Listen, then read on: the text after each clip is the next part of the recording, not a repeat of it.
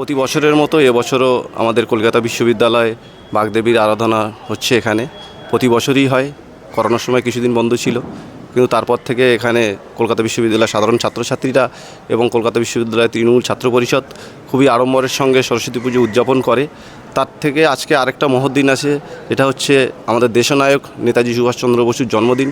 সেই নেতাজি সুভাষচন্দ্র বসুর জন্মদিনকে উপলক্ষ করেও এখানে একটা নেতাজি সুভাষচন্দ্র বসুর প্রতিকৃতি বানানো হয়েছে এবং সেই দেশপ্রেমকে উদ্দেশ্য করেই সরস্বতী পুজোর সঙ্গে থিমটাকে অ্যাডজাস্ট করে আজকে সরস্বতী পুজো উদযাপন করা হচ্ছে।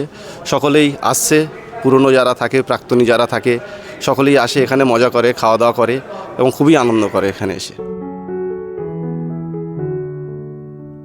ঘুরবো, কলকাতাটাই ঘুরবো, দেখবো। আর এখানে ডেকোরেশন তো খুবই ভালো হয়েছে। সরস্বতী পুজো মানে হচ্ছে মানে এখন তো আর স্কুল লাইফ নেই, কলেজ লাইফ নেই, তো সবই শেষ।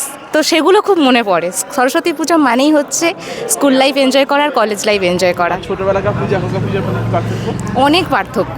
ছোটোবেলাকার পার্থক্য হচ্ছে ছোটোবেলার সকাল সেই ভোর 5টার সময় উঠে হলুদ মেখে সবার আগে অঞ্জলি দেওয়া, তো ওটাই। আর এখন সেগুলো এখন অনেক চেঞ্জ হয়ে গেছে। আমিও জার্নালিজম ডিপার্টমেন্টের স্টুডেন্ট। এটাও আমার ইউনিভার্সিটিতে ফার্স্ট সরস্বতী পুজো। আর আমার লাইফের হচ্ছে যত বছর কোনো ইনস্টিটিউশন, কলেজ, স্কুল, আমার ফার্স্ট টাইম কোনো ইনস্টিটিউশনে এসে আর কি পুজো সেলিব্রেট করতে আসা।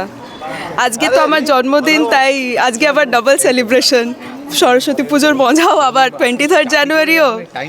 ছোটোবেলাতে আর কি সকালবেলায় উঠে পুষ্পাঞ্জলি দিয়ে বাড়ি চলে আসা, আর এখন শুধু বন্ধুদের সাথে আড্ডা দেওয়া, এটাই অ্যাড হয়েছে। তারপর এখানেতে এসে আজকে খাওয়া দাওয়ার মজা, সেটা তো আছেই। আজকে সারাদিনটাই মজা করে কাটাবো, সেলিব্রেট করবো বার্থডে, ব্যাস।